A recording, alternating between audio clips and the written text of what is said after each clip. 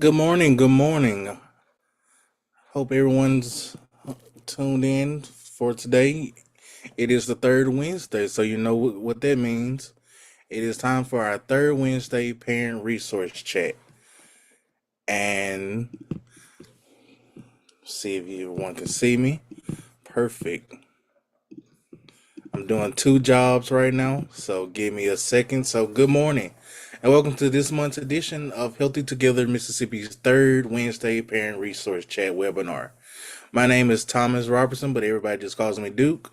I am the Technology and Metrics Director for Oak Hill Regional Development Corporation, which is the parent corporation of Healthy Together Mississippi.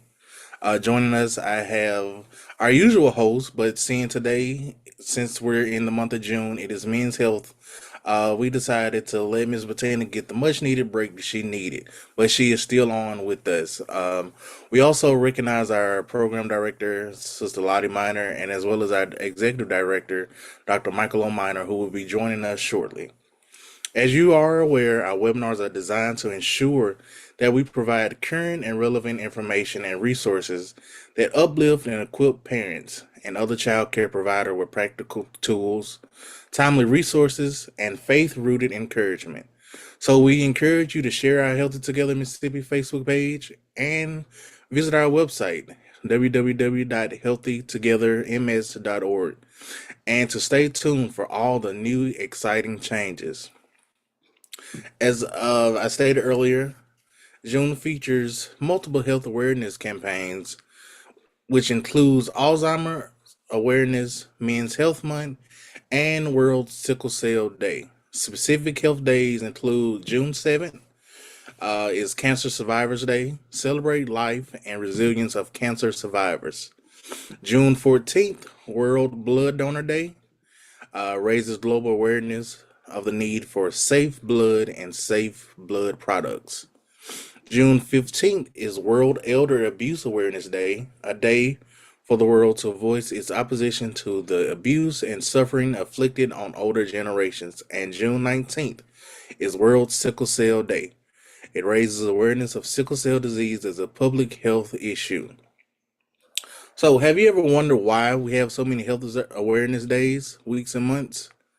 These observances shine a light on issues that often go unnoticed and encourage conversations about conditions that affect millions, sometimes silently, but by dedicating time to a specific topic, we create space for education, early detection, and honest dialogue. Public health organizations and medical professionals use these moments to share accurate, up to date information on prevention, symptoms, and treatment. When people understand their risks and options, they're empowered to make healthier choices. Knowledge truly is power. So today, we're focusing on black men's health. Black men face higher risk of chronic disease, mental health challenges, and shorter life expectancy, yet are less likely to receive regular checkups and annual screenings. Targeted care and strong community support can change these outcomes. Dr. Derek Griffin will help us understand the color of health, the power of early checkups, and why black men cannot afford to wait before seeing a doctor. Welcome back, Dr. Griffin. It has been a while since you have joined us. But before we start our presentation, I encourage you to please share this webinar on your social media platforms.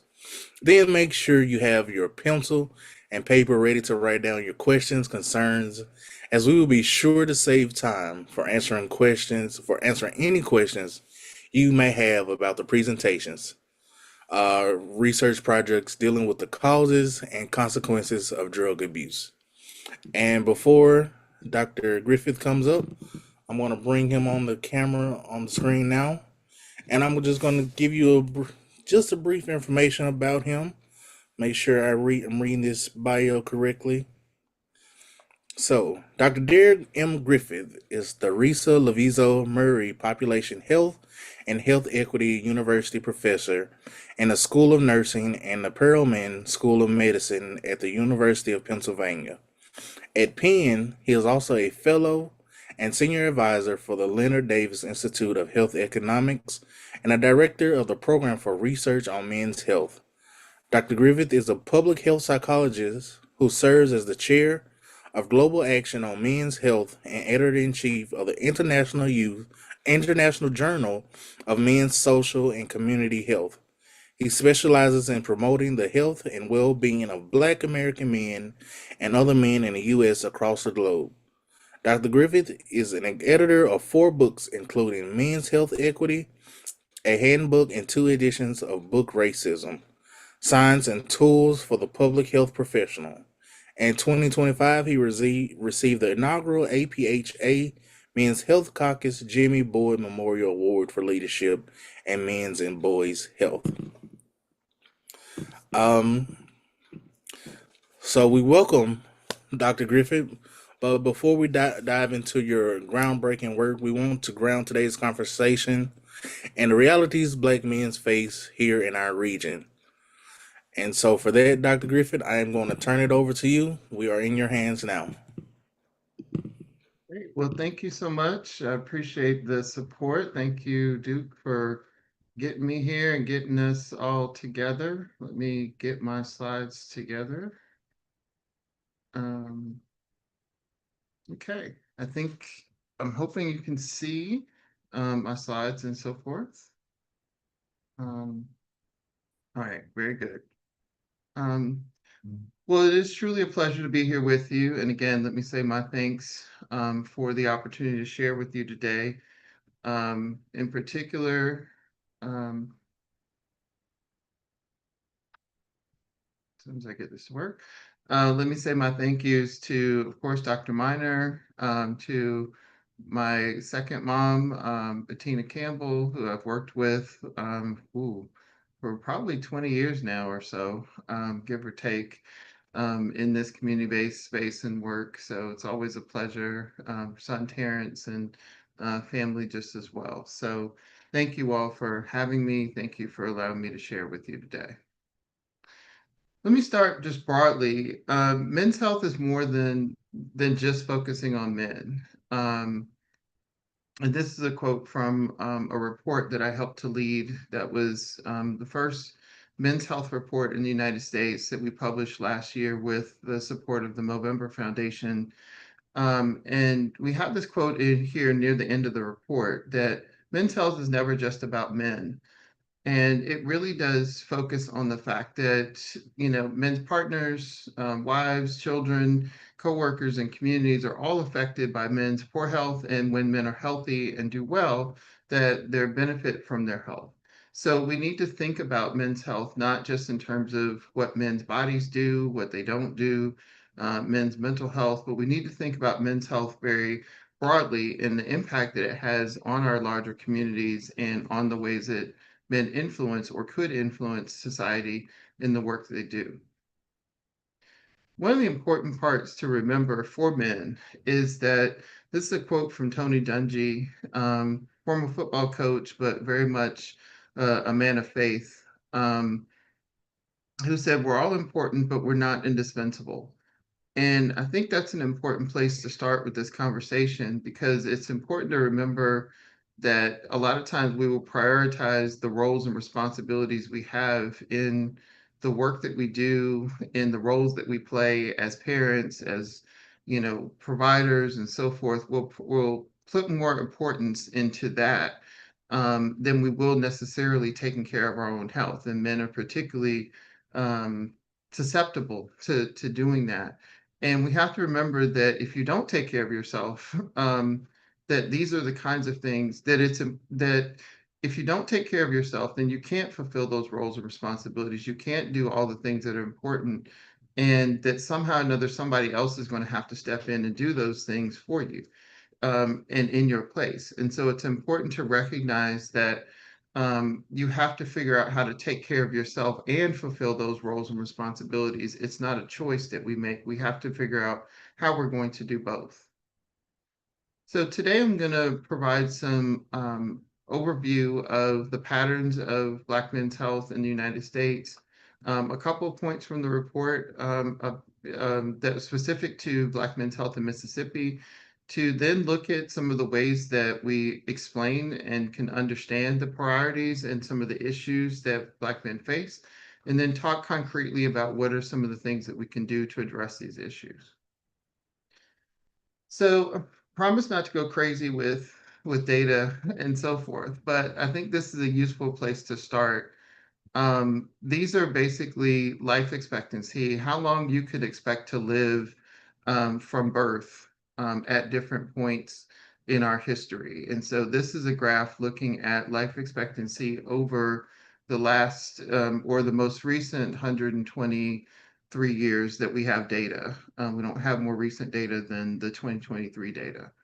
You see, it's quite sobering to think that in 1900, the life expectancy for Black men and women was below 35, 33 and a half for Black women, 32 for Black men, in part both because of the high rates of infant mortality and some of the other factors. But then you see this huge gap of 13, 14 years between them and their white male and white female counterparts.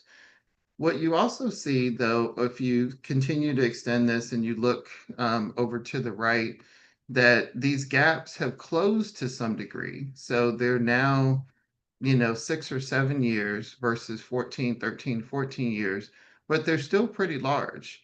And we see that Black men have continued to fall further and further behind, and that those differences help us to basically ask the question, well, why is it that everybody's not benefiting equally from the advances that we've had in society, the advances we've had in sanitation, in medical care, in all kinds of other technology? Why haven't they benefited Black men equally as they have everyone else?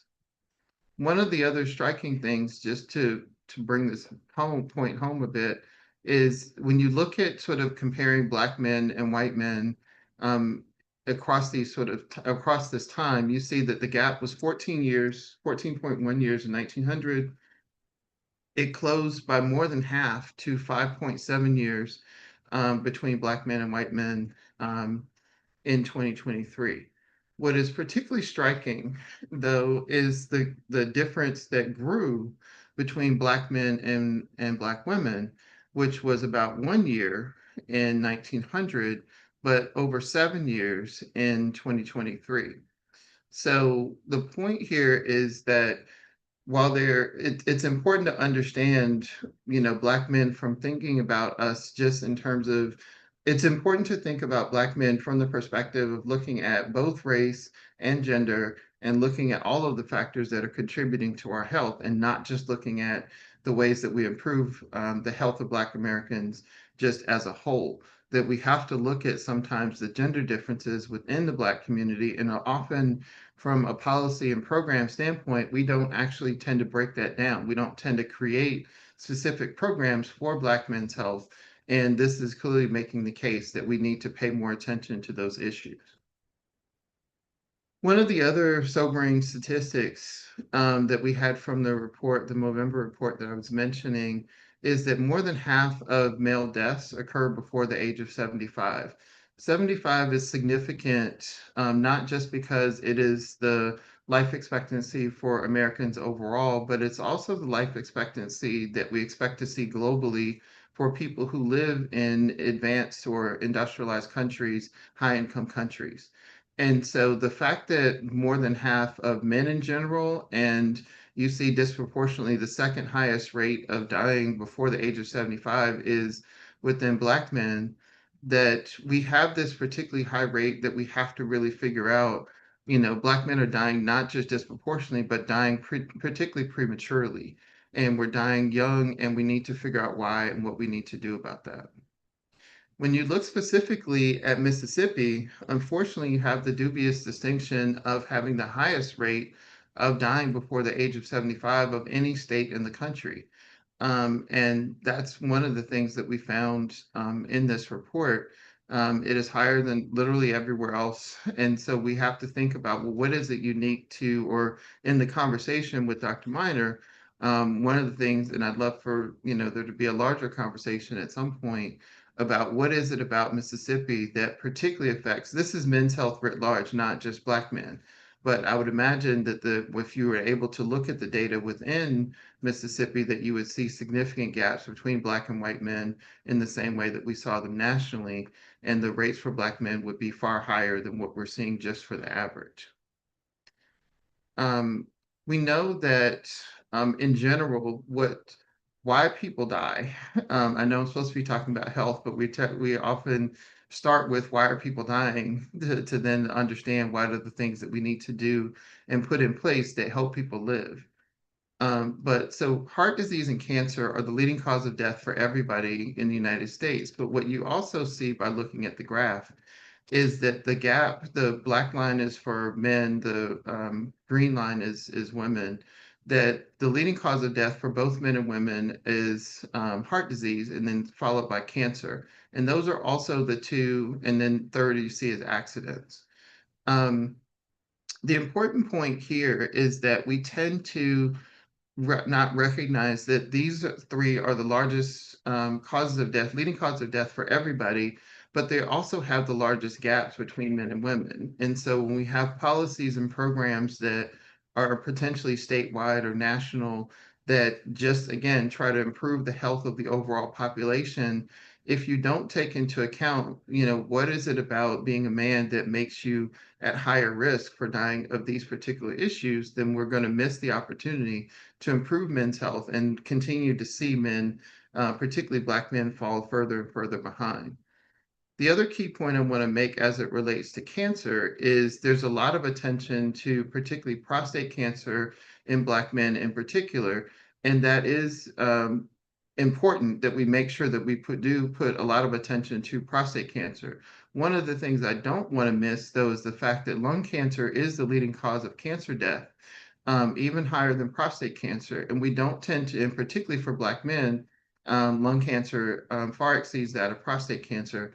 And we need to pay attention to and try to figure out how we need to create programs to improve lung cancer screening, as well as get men to quit smoking and doing other things that are affecting their lung cancer risk, that we need to really pay attention to and address these things from a perspective of focusing on Black men themselves. When we break these data down by age group, we see this very interesting, again, sobering pattern that most of the heart disease and cancer deaths are far and away highest in men who are 65 and older. This is some of the breakdown, again, from the same report. And that you still see, again, that heart disease was the leading cause of death for men overall, and that accidents and suicide are particularly high for younger men. And it's really important, and homicide for that, for younger Black men. And that it's important to recognize those factors as things that we need to pay attention to for younger Black men. Again, that 15 to 34-year-old age group, that these are kinds of issues that we really need to pay attention to. And particularly, I want to talk about mental health and suicide. But before we get to that, one of the things I want to highlight is that you might think about, well, what is it I need to do to improve my heart health, to reduce my risk of cancer and those kind of things? First of all, I would say heart health is very much connected to brain health, because that's another thing you mentioned. Duke mentioned that it's also Alzheimer's Awareness Month. And so that's very much a question of cognitive functioning, your brain health, and so forth. But your heart health is very much connected to your brain health. And so the things that are good for your body are good for your brain, is the point here. And so the things that you do and that your mom and grandma have always taught you to do for taking care of yourself are always good things to do in general. Some of the just basics, I mean, a lot of this, again, it's going to boil down to what are the things you need to do to take care of yourself, or how do we need to support men in taking better care of themselves. Some of them are the most basic things that you sort of have always known that are important: to eat better, be more active, quit using tobacco of any kind, get more sleep. Sleep in and of itself is a huge risk factor for heart disease and for hypertension, which again is the leading cause of death for, again, both men and women, and particularly Black men and women. Figure out how to manage weight and keep your weight down as much as possible. any loss in weight is going to be beneficial to any healthy loss in weight is going to be beneficial to your health. Controlling cholesterol, blood sugar, and then of course managing blood pressure are all things that the American Heart Association has offered as these. They call them. It was they keep going up in number with the number of things. I don't know how they're expecting people to remember this. There was Life Simple Sevens, now it's 8. But nonetheless, these are main 8 things that we need to do to better take care of our health and well-being. One of the things I want to highlight, as I mentioned, is that again, lung cancer is the leading cause of cancer death in men, and it's far higher than that in women, and far higher than that of prostate cancer. And so, even though we've made great progress in reducing our risk of dying from these particular types of cancer, it's important to pay attention to those and continue to do that. We also continue to need to pay attention to colorectal cancer, and that's something that we've seen affect younger people, those under the age of 50, now starting to screen at age 40, particularly among Black Americans. So we need to pay attention to all of these things. The connection, though, without getting overwhelmed with all of these, is really going back to these 7 or 8 things. And really, I would just start with the first 3 or 4. If you eat better, more active, quit tobacco, and get better and get better sleep, and then go to the doctor to help you with the last 4, then you're gonna, do the best things to put yourself and your health in best condition to live a long and healthy life. One of the key things we rarely talk about, or certainly don't talk about enough, is mental health. And we're seeing what the former Surgeon General called a crisis of loneliness in the United States. That the rates of ill health, the rates of suicide have grown quite significantly, and as we saw for younger adult Black men, that suicide is one of the top leading cause of death for that age group. That we don't pay enough attention to mental health, and particularly depression, suicide, and those factors as they relate to men. One of the key things that this is just showing more of the specifics, that specifically for not for Black men, that the highest rate is in that 25 to 34-year-old age range. And so we see it going down after that, and it's particularly high in the 15 to 24, but it's really the highest in that 25 to 34. If you think about what's happening in their lives at that point, this is that boomerang generation of folks who are struggling. They've gotten out of college or gotten out of whatever trade school and finished, formal education, but are now struggling to be able to be independent, they may be starting families and are struggling to basically be able to really stand on their own 2 feet.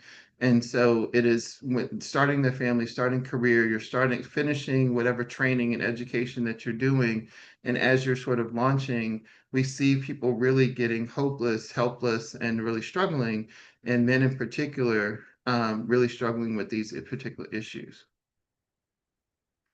One of the key points I want to make as we talk about this is that depression often looks different in men in general, and we're looking at this specifically in Black men in Philadelphia right now. So in a future time when I come back, we can talk about some of the unique findings to Black men. This was a study that we did about 10 years ago, but we're finding a lot of the patterns being similar.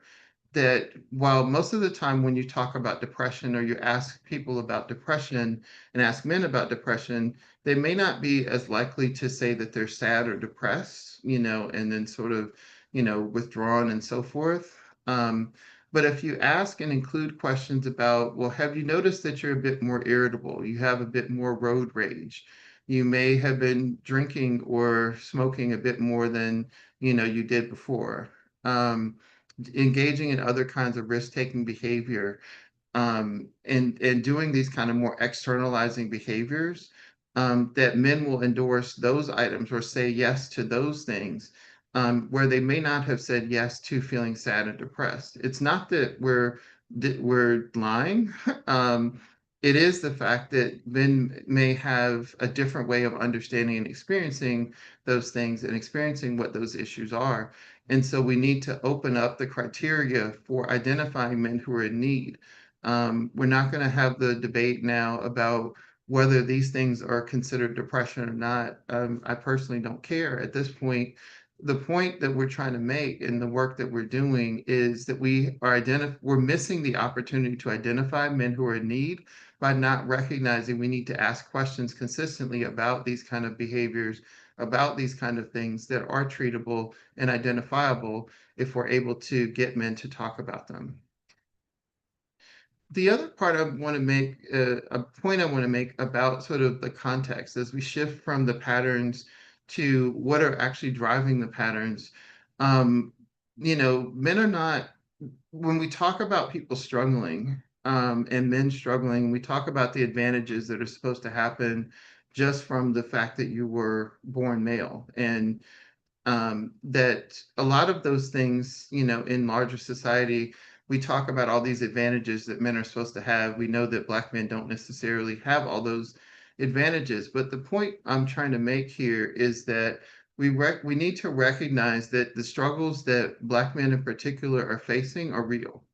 The struggles that boys in general and Black boys are facing in the educational system, and whether it's you're talking about primary school, elementary, middle, high school, or you're talking about college, we know that men are far less likely to males are far less likely to be successful at each of those levels and are not graduating at the same levels as young women at each of those markers and metrics of schooling. And so that does put them at a disadvantage, not just for those points, but in terms of labor market, in terms of their ability to be providers and to do those kinds of things that we were just talking about. The struggles for the labor market, particularly for Black men, and rates of unemployment are real. And so it's not in their heads, it's not in our heads that we're struggling with some of these kinds of things.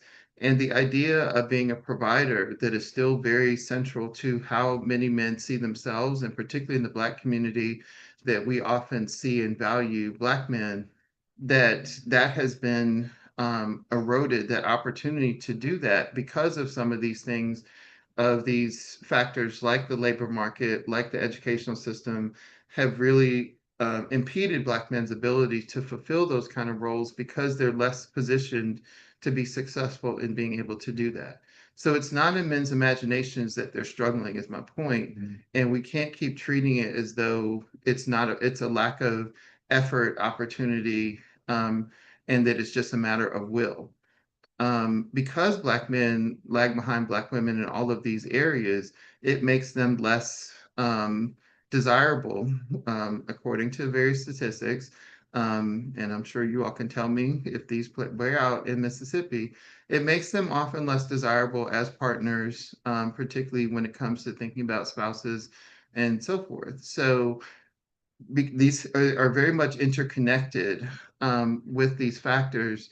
And particularly as we look at these issues within the Black community, we have to pay attention to how these things are playing out and that it is affecting our relationships and our connections within our families, that Black men are increasingly less likely to be able to fulfill these roles that made them the anchors of our families, that were really struggling for real reasons to be able to fulfill these roles and responsibilities. Not surprisingly, some of the key stressors for Black men are money and finances, family and relationships, clearly race and racism, racism in particular, really driving why race matters, jobs and career, and then, of course, health being something, and poor health being something that we need to pay more attention to as a stressor for that affects the health and well-being of men. The one of the last points as I sort of move to close that I want to make is that we tend to treat health as though it should be the primary goal that men have in their lives. And what I want to suggest to you is that health is not really our primary goal. It's really no adult's primary goal. When you become an adult, part of what an adult means is that you are now taking on roles and responsibilities, usually to take care of others and put the priorities of taking care of others more than yourself. And so health is only one of multiple things that we're aiming to do and that we're trying to do. Be successful in a marriage and in a partnership, be successful with children and have successful children, to have a successful job, to have enough money to do things that are important to you, and to provide for those who want to be able to do things that are important to them.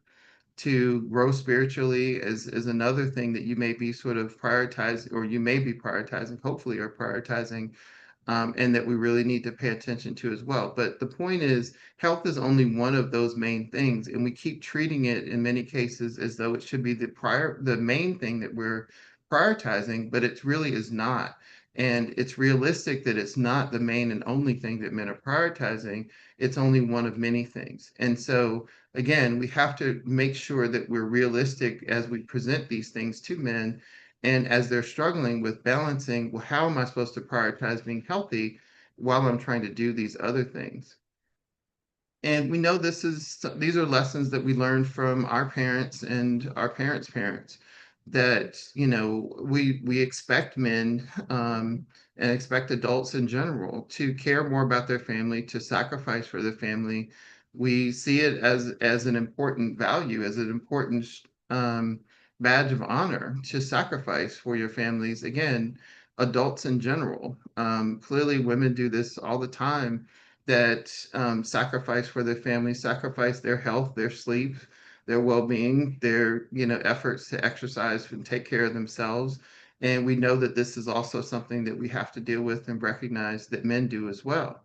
And what defines men is their ability to sort of define how they are, who they are, around their ability to fulfill these roles, and their ability to sort of think of themselves as being people of character, of value, of integrity, is something that men see, as really important and as foundational to who they are and what they're trying to achieve and what they're trying to communicate to others.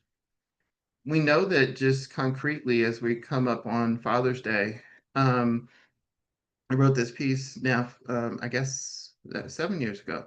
Um, excuse me, but it still rings true today, that we were talking about this idea of role strain and some of the work we had done to date. This story got a lot of press and attention at the time, that fathers were, taking better care of their children, or investing more and sacrificing more to take care of their children, more so than they were sacrificing to take care of their own health and well-being. Again, we are talking about it here in the context of fathers. Clearly, this is something mothers do, quite all the time. When we, again, have that expectation of adults, of parents, we don't often look at this, though, as a stressor that fathers often face, and how that affects their health and well-being, that they're trying to, again, walk and chew gum, do these two things at the same time, but realizing that the struggles that we face in going to the doctor, taking care of our health outside of the doctor's office, and so forth, are things that they're putting on the back burner so that they can do other things for other people. And I think we need to put these things in that context to better help us understand how we need to address these issues. And so, let me skip. What that means concretely is that it's not, a lot of men will see taking care of themselves, or prioritizing making time to go to the doctor, making time to exercise, making time to get more sleep, as being selfish, or as not taking care of, or as putting their responsibilities, their roles as fathers, their roles as husbands, as second to, um, as not prioritizing those things in the way that they should. What we need to do is help men reframe that, and reinforce and support men in reframing those issues, that taking care of yourself doesn't mean you're trying to put yourself first. It means you're also trying to take care of yourself, and that we're trying to strike a better balance between those two. We know that, for if we look at successful people, they find a way to do this. Now, obviously, their lives are able to condition are positioned better to do this when you have, even people, when you have the opportunity and the resources to do it, it's far easier to do this.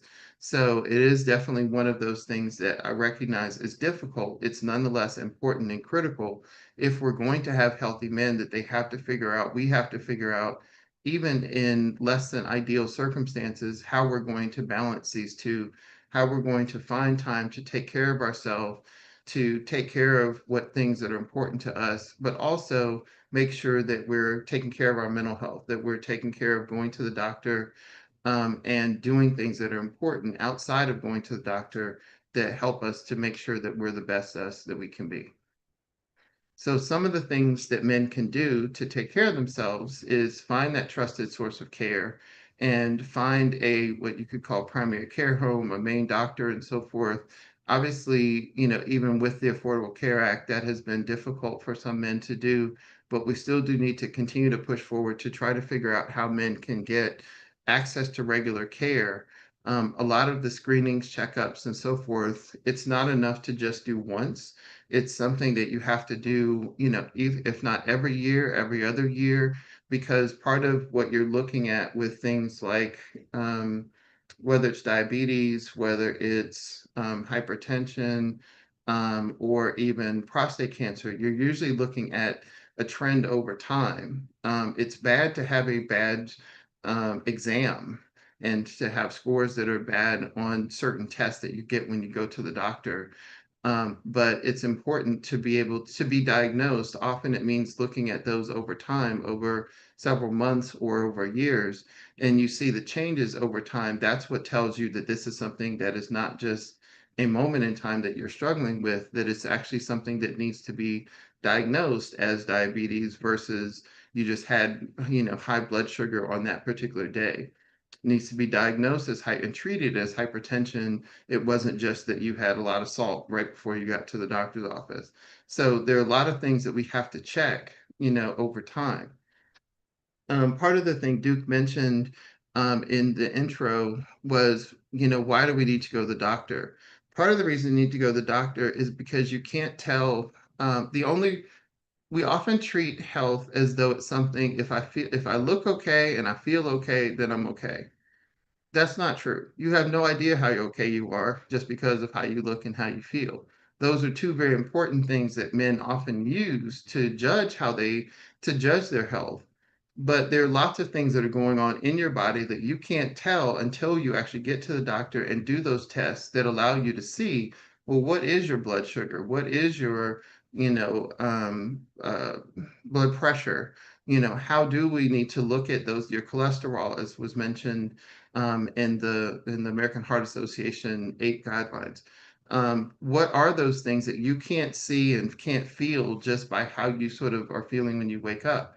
And so we need to pay attention to those. And even some aspects of mental health may become so normal for you that you don't realize that they're actually treatable. When you start to struggle with life, just life being lifing, and you're really figuring out that you're really going through a rough patch, you don't realize that talking to someone or some other kinds of medical intervention could be helpful, whether it's medication or not. But at least normalizing and talking to other men could be something that's really important to help you better understand how you could intervene to address those issues. Some of the other quick things that men can do is often, particularly as men get into middle age and get to be a bit older, we tend to neglect, because we're prioritizing work, our relationships, our friends with other men, and not spend enough time to just have guy time to really just be able to decompress and connect with one another. And that actually helps to normalize some of the things that we experience.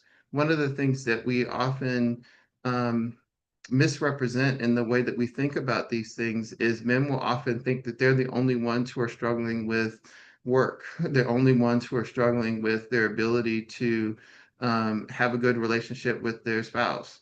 That they're only ones struggling with their kids going crazy. They feel like they're isolated and alone in those challenges. But when you actually get to talk to other men and realize, oh, we're all struggling with this. We all don't have a good time. We're all struggling with different things.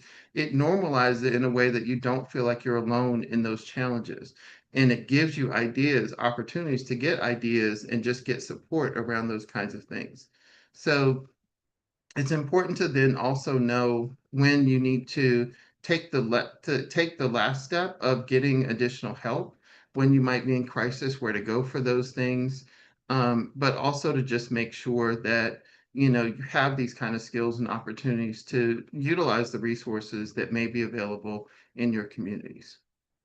So again, um, we're all important, but we're not indispensable. And we really need to make sure that as men that we take care of our health, take care of our bodies while we do the other things that we know are really important for our families and our communities. But you've got to figure out how to strike this balance in a very difficult balance, albeit um, difficult, but nonetheless important, that you take care of your health as well as take care of these other responsibilities that are important to you. Thanks. All right, Dr. Griffin, thank you so much, man. What a fact-filled presentation. And look, I want to give a shout out to Duke for getting us started today on this call. But I think some of the people that that got questions from joined it late. So Okay. I just we're gonna hear. We just want to make sure to provide. And look, we appreciate all the great questions we received across social media and everything else. And I'd be remiss. I know I'm a father, but still, Happy Father's Day. Oh, excuse me, as I always say, Happy Father's Minute, since the women have the whole Mother's Day month. So Happy Father's Day Minute for all our fathers. All right. Well, look, I think we probably got some questions about this racism piece. A couple of questions. I think it best be summarized. They said how I'm gonna summarize several questions together. So how do social and structural inequities like racism, income, and geography shape men's life expectancy in the U.S.?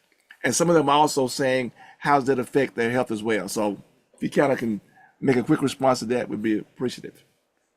Yeah, that's a hard one to answer quickly, but the short answer I'll say is that you have to, if you're going to think about racism as it relates to Black men, then I would say you want to be more precise and say anti-Black gendered racism looks different than other forms of racism. How racism looks for Native American populations, for Latino populations, looks very different. And it looks very different. The assumptions that you make about Black men and the fears that people have of Black men and Black men being successful are just fundamentally different than even what Black women experience. And so the point is there, if you think about racism as not just sort of individual interactions, but as a process of creating opportunities for people to both be healthy as well as to have the resources that promote their health, you can then look at a lot of things that may seem unrelated as Mm, being quite related to Black men's health. So the fact that we've seen, so one of the things that it would be helpful to do, or I should have done, is show different sort of historical markers or points on that graph I showed of 123 years of Black men being at the bottom and then falling further and further behind while everybody is getting better.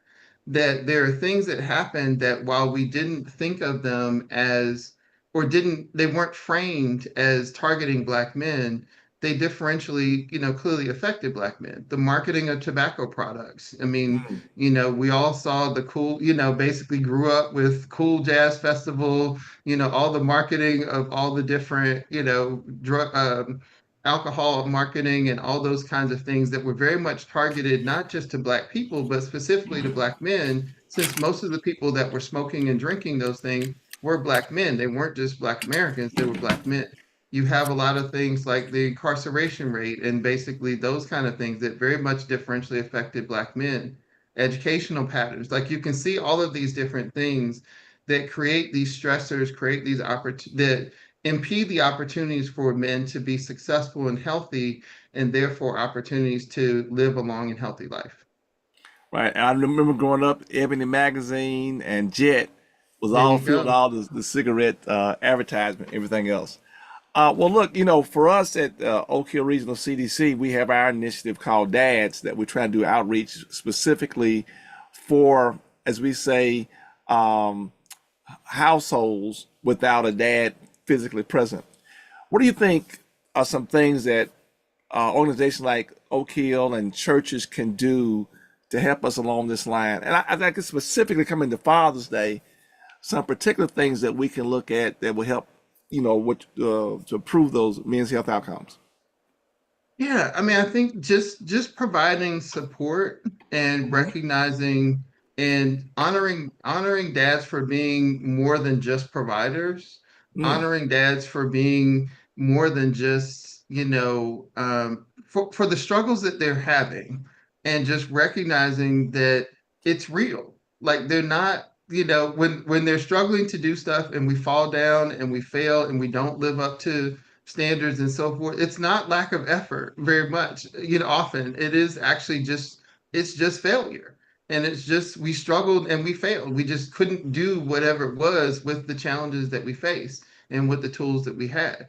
So recognizing those kind of things, and valuing men for just trying, for just doing those kind of things that they can do, and trying to create those spaces to help them again get the supports that they need for things that actually um, that are important to promoting their health and well-being. So getting men to go to the doctor is more than just, the thing that, well, a lot of men actually say that they want to go to the doctor, they just don't have the time, the resources, and so forth. So it's not like Black men don't want to go. It's often that, there are these opportunities that just don't present themselves for men to go. So we do need to recognize that. And often what we found in our work when we ask Black men, why don't you go? Is because when they go, they don't have a good experience. They don't feel like they got anything useful. They feel like they wasted their time, and mm, often were disrespected when they went to the doctor because just the nature of the treatment, the relationship didn't develop, and they were, subtle and other things that were said or just the way they were treated were not really beneficial. Even more concretely, they would often talk about, I didn't get any new information that I had before I got there. Like I knew I needed to lose weight before I got there. You telling me I need to lose weight and you not giving me any tools to do it is not helpful. Dismissing me talk about being stressed and overworked and whatever and not talking about my mental health and are there things that we can do to better support it is not helpful. So part of it, we do also have to do the work with the medical community to help equip them. To go back to your question, sorry, I moved away from that. that's no problem. It's good Providing information. social support to men, and helping create the spaces for men to get together to Mm, support each other in healthy ways can also be something that is really important, for mm, men. One of the things that we did, Mrs. Campbell was part of our advisory board for one of my earliest studies, on called Mighty Men, where mm. we did a weight loss intervention for middle-aged and older Black men. But the secret sauce to it was basically just that we got men together and they had the opportunity, and we created the spaces and the opportunities for them to do exercise, but also learn and created spaces for them to talk about things that they hadn't really had the opportunity to or made the space to talk about. And so that they were able to create the structures in their lives to say, okay, at least these couple days, I'm going to take 30 minutes or I'm going to take an hour and I'm going to, get together and we're going to exercise or we're going to basically, just at least talk about these information. But it's basically providing those kind of tools and opportunities and spaces for men to feel that they're seen and heard. I think is a really key part of what churches, community organizations can do. All right, I'm gonna do this. We're gonna and look, everybody. We're definitely gonna be done by 12, but we got a lot of questions. I think this Okay. question can summarize. They want to know why is it that there's so much research on women and women's health, and not very little on men. So, Ooh, don't get me started on that one. well, this hey, look, hey, No, the audience. we here. So hey, no, no, I'm only kidding. So it's interesting question. The part of the answer though is I think because I get pushback on as one who's made his career focused largely on Black men's health, I get a lot of pushback about, well, why every time it is, why don't you focus on women, and why aren't you focusing on trans men? A whole nother conversation, but this is the pushback explicitly that I get. One of the things that their justification for not focusing on men is, well, the whole system is designed around men, and we've always studied men. You know that basically drug dosing is based on male bodies. Most until fairly recently, the last 20, 30 years, women, particularly pregnant women, couldn't be involved in medical research. And so we had to actually put things in place for women to be involved in medical research and so forth. So that male bodies were the standard by which we created most of the guidelines for medicine, for biomedical research. And so, what my friendly response to them is, we know a lot about male bodies. We don't know a lot about men's health. Men's health is broader than male bodies. Mm. Men's health is about our social experience, how we identify as men, and how we uniquely, in this case, identify as Black men, which is a whole different thing than just saying, okay, let me look at the effect of what it means to be Black and what it means to be a man, and then push those together. That's not what a Black man is. I mean, very much as being a Black woman is something totally unique and beautiful. But it's very unique to the way that we think about the wholeness of who you are. Being a Black man is very different than just thinking about us as that collection and that addition of things. And we haven't looked at those factors in the context of all the other stuff I was talking about in terms of these different educational systems, all these other barriers to men just living healthy, strong lives, being well, and just in general. So I think it's just that there's pushback and fear that attending to men's health is going to take resources and attention away from women's health. Part of the reason I do more general men's health work is because I know I don't trust, to be blunt, that there's ever going to be a set of national policies that are going to focus on promoting Black men's health by itself. That if we're going to get anything done on Black men's health, that it's going to have to be under the larger umbrella of men's health, and it will just have to differentially benefit Black men. And so that if we're thinking about these things from a programmatic standpoint, we just need to make sure we pay attention to Black men. But that's the bigger picture of why I think it's just, Okay. yeah, there are multiple reasons, but those are some of the basic ones. All right, I'm gonna get one more question, but also people asking what's behind me. Yes, this is the logo for our Dad's Initiative. Duke Ah, has already put this in the chat for the Zoom, and also we'll do this on our social media. I tell you, folks are really being attentive today. Look, just one more all right. question that kind of can summarize this. Look, just practically, what's one thing that we all could do, just anybody, just in general, we could do tomorrow to help advance men's health? What would that be? The Get practical better thing for us. sleep. Is what now? Get better sleep. All right, y'all heard that. And the Let them reason I have what they say would do. that, yeah, concretely, the reason I say that is twofold. Again, Hmm. heart disease is the leading cause of death for men and women, and Okay. particularly for Black men and women, it's much higher than most other racial and ethnic groups aside from Native Americans. Hmm. One of the bigger things that happens with sleep is your body is able to basically restore itself. And if you don't get enough sleep, and if you don't bring the stress level down in your body to be able to then, for it to do the magic that God created it to do, then there's not going to be the opportunity for it to be able to create the things that you need it to do. And so if it's part of the why your body wears and tears over time, and why we have the rates of premature mortality, the rates of the shorter life expectancy and so forth, is because you don't have the opportunity to restore, your body doesn't have the opportunity to restore itself.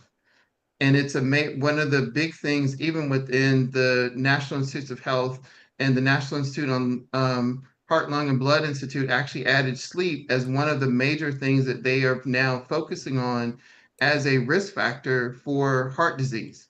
And because it does have such an impact on your ability to sort of bring down your blood pressure, your hypertension levels, and your hypertension rates, and so forth.